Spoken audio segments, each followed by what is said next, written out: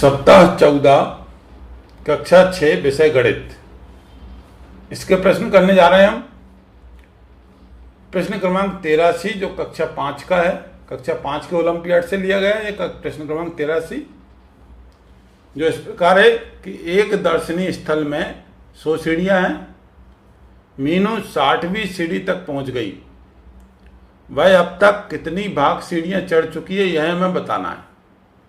दोबारा प्रश्न दोहरा रहा हूं कि एक दर्शनीय स्थल में 100 सीढ़ियां हैं। कोई दर्शनीय स्थल है, उसमें 100 सीढ़ियां हैं। मीनू सीढ़ी चढ़ी और 60वीं सीढ़ी तक पहुंच गई। तो उसे यह बताना है कि भाई अब तक कितनी भाग सीढ़ियां चढ़ चुकी हैं। सीढ़ियों का भाग बताना है। जैसे यदि अगर मीनू 100 सीढ़ियों में से एक सीढ़ी चढ़ती है तो भाई 1/100 भाग होगा उसका। ठीक है, 2 सीढ़ी चढ़ती हैं तो 2/100 भाग होगा। तीसरी सीढ़ी चढ़ती है तो 3/100 भाग होगा। ऐसे ही चढ़ती जाती है। 10 सीढ़ी चढ़ गई तो 10/100 भाग हो गया। 20 सीढ़ी चढ़ गई तो 20/100 भाग हो गया। ठीक है, ऐसे ही चढ़ते चढ़ते वो 60 सीढ़ी चढ़ गई तो 60/100 भाग हो गया। 60 सीढ़ी चढ़ गई, वो 60/100 भाग हो गया।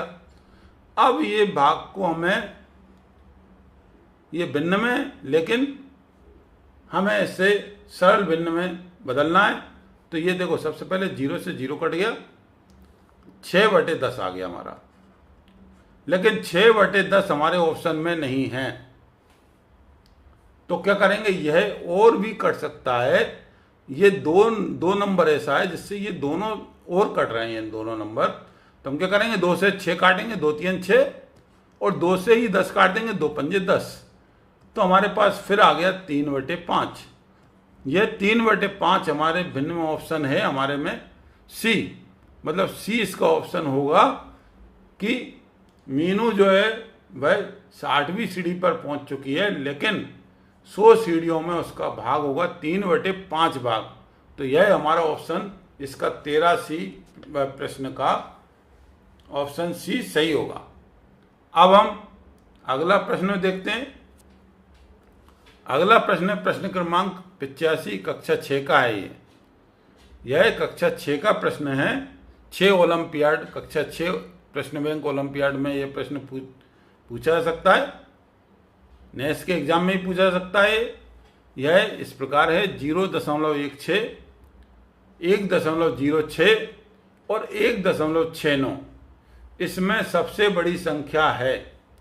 सबसे बड़ी संख्या कौन सी होगी, यह हमें बताना है।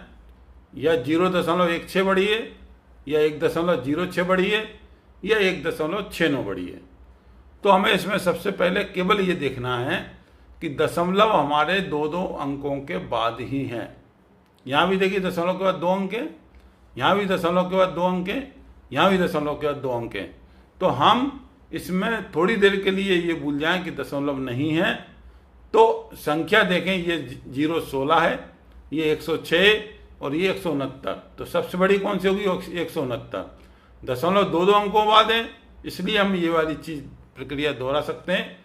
तो हमें 1.69 जो है वह ये समझ आ रहा है कि ये सबसे बड़ी होगी। तो ये हम सी पर ऑप्शन लगा देंगे इसमें कि सी हमारा ऑप्शन सही होगा। एक और मैं आपको बताऊं कि 0.16, इसको यदि अगर हम दशमलव को भिन्न में बदलें तो दशमलव हटा के 1 और 2 अंक हैं तो 2 0 हो गया। तो ये आ गया 16/100। ठीक है। दूसरा 1.06, इसको हम भिन्न में बदलें तो वही दशमलव को हटा के 1 और 2 0, ये आ गए 106/100। और तीसरी जो है दशमलव वाली संख्या है वो 1.69 है। इसको हम भिन्न में बदलें, दशमलव को हटाकर 1 और 2 0, तो ये आ गए 169/100। अब देखिए सबके नीचे 100 हैं, बटे में 100 हैं, तीनों संख्याओं के नीचे बटे में 100 हैं। अब संख्या ऊपर वाली संख्या देख लो कौन सी बड़ी है, 16 बड़ी है या 106 बड़ी है या 169, तो 169 बड़ी है, तो ये आंसर हमारा सही होगा जो कि 1.69 पर है। ये बाकी तीनों आंसर नहीं है, तो यह हमारा आंसर सही हो गया। अब हम आते हैं प्रश्न क्रमांक 91 पर, जो कक्षा 6 का प्रश्न है। प्रश्न क्रमांक 91 वो ये है कि 0.75 प्लस 9.425 प्लस 20.09।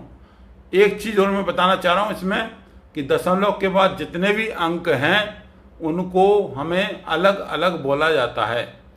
यहाँ 0.75 नहीं बोलेंगे, यहाँ 0.75 बोलेंगे, 0.75। यहाँ 9.425 नहीं बोलेंगे, यहाँ बोलेंगे 9.425। यहाँ 20.09 ये बोला जाएगा। अब इनको जोड़ना है, तो मैंने एक बहुत अच्छा तरीका बताया था कि आप दशमलव लगा दीजिए तीनों संख्याओं में और दशमलव के बाद के अंक इधर लिखिए। जैसे 0.75 तो 0 पहले 7 आएगा फिर 5 आएगा। दूसरी है 9 तो ये 0 के नीचे 9.425 तो 4 देखिए पहले डिजिट के नीचे 7 के नीचे 4 आ गया, यहाँ 2 आ गया, यहाँ 5 तीसरे डिजिट के रूप में चला गया। इसको इधर उधर नहीं सरकाना है। जैसे ये 20 है, 2 अंक हैं तो 0 तो आएगा अपना ये इकाई के अंक के नीचे 0 और 2 यहाँ 20.09 तो पहले 0 और फिर 9। तो कहाँ अंक नहीं, देखो यहाँ कुछ नहीं है तो यहाँ अपन 0 लगा सकते हैं और यहाँ भी नहीं है तो यहाँ 0 लगा सकते हैं और इनको हम जोड़ देंगे। 0 5 को 5 ही अंक होगा, 5 और 2 7, 9 और 7 16 की 6 हो जाएगी, हासिल 1 पहुँच जाएगी ऊपर, 7 और 1 8, 8 और 4 12 की 2 हो जाएगी, फिर हासिल 1 पहुँच जाएगी ऊपर, ये दशमलव आ जाएगा, 9 और 1 10 0 हो जाएगा, 1 हासिल इधर आ गई, 2 और 1 3 हो जाएगा, तो 30.265 यह हमारा बी ऑप्शन सही आ रहा है, तो हम इस पर बी पर सही लगा देंगे। ऐसे हम और भी दशमलव के अंकों को जोड़ सकते हैं। यदि अगर आपको दशमलव के और अंक जोड़ना और इजी तरीके से सीखना है या कोई समस्या है तो आप कमेंट बॉक्स में लिख सकते हैं। अब प्रश्न क्रमांक 107 जो कि कक्षा 6 ओलंपियाड प्रश्न बैंक का है। यह इस प्रकार है कि एक मैच की ऊपरी सतह की विभाएं 2 मीटर 50 सेंटीमीटर और 1 मीटर 25 सेंटीमीटर हैं। मैच की ऊपरी सतह का परिमाप बताना है। विभाएं क्या होती हैं? विभाएं होती हैं उसकी साइड, लंबाई चौड़ाई। मैच की सतह उसकी लंबाई और चौड़ाई दोनों दी हुई है। मैच की सतह है, इसकी विभाएं तो ये दी है आपको 2.50 सेंटीमीटर, 2.50 मीटर, 2 मीटर 50 सेंटीमीटर मतलब 2.50 मीटर और 1 मीटर 25 सेंटीमीटर मतलब 1.25 मीटर। सॉरी, यहाँ ऊपर 2.50 मीटर और 1.25 मीटर। यहाँ 2.50 सेंटीमीटर नहीं बोलेंगे, 2 मीटर 50 सेंटीमीटर और 2.50 मीटर बोलेंगे, यहाँ मीटर में बोलेंगे तब। सेंटीमीटर में तो ये 50 सेंटीमीटर होंगे।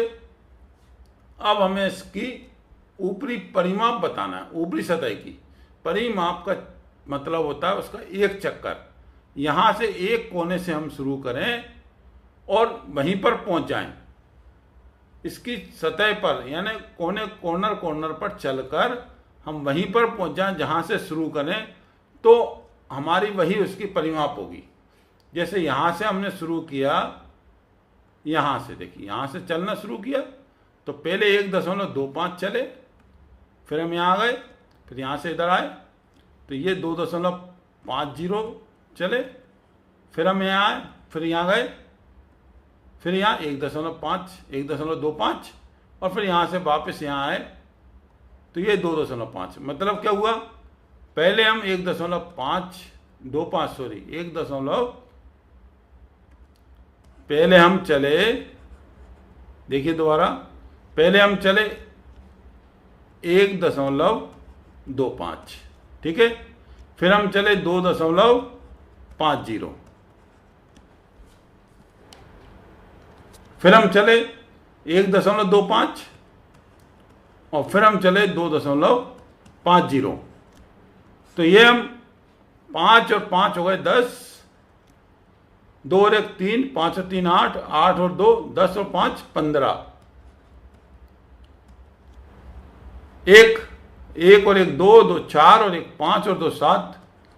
मतलब इसका हमें एक चक्कर लगाने में, ऊपर चारों साइडों का एक चक्कर लगाने में हमें 7.50 मीटर चलना पड़ेगा। मतलब 7 मीटर और 50 सेंटीमीटर। लेकिन यह 7 मीटर 50 सेंटीमीटर ऑप्शन नहीं है, 7.50 हमें लगाने की आवश्यकता नहीं है, नहीं भी लगाएंगे चलेगा।